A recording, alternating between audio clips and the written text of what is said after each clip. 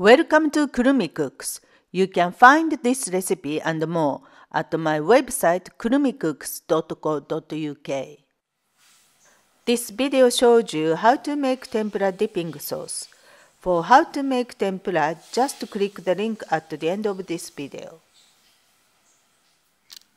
Here are the ingredients for 4 servings. I'm using instant Japanese stock today. 300 ml of water, 90 ml of soy sauce, 90 ml of mirin, a half teaspoon of instant Japanese stock granules. To make the dipping sauce, put the water and instant stock granules in a pan. Add the mirin and soy sauce.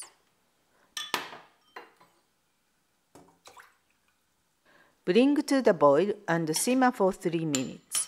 Then the sauce is ready.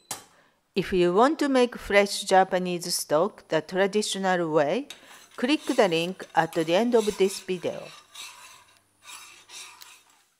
Now you are ready to dip your tempura. Thanks for watching. Please give me a thumbs up and subscribe to my channel here. See you again soon.